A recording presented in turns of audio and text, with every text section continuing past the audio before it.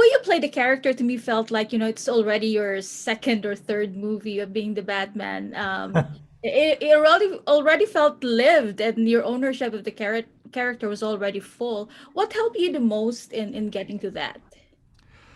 Oh, thank you very much. I thought the script was great, and it was a really different. It felt quite unique in terms of like even I'd read a lot of the graphic novels, and it's kind of got different pieces from some of the key graphic novels into it.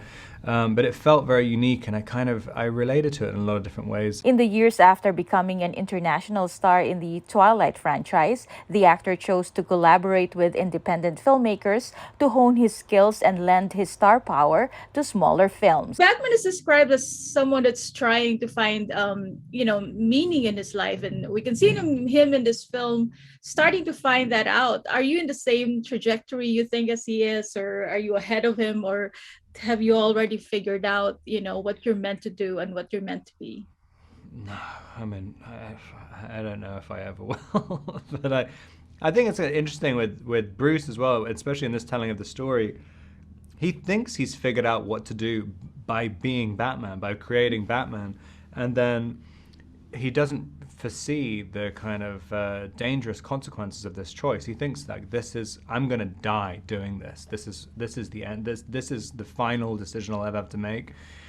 And then he doesn't see that there's a whole bunch of other hurdles which he has to climb across as well. Unlike previous versions of Bruce Wayne, writer-director Matt Reeves' version isn't portrayed as the usual playboy millionaire by day. It was a change that Pattinson welcomed. When you think about Batman, the major things you think about is like Bruce Wayne's a playboy, and then he's Batman, and that's why you don't know.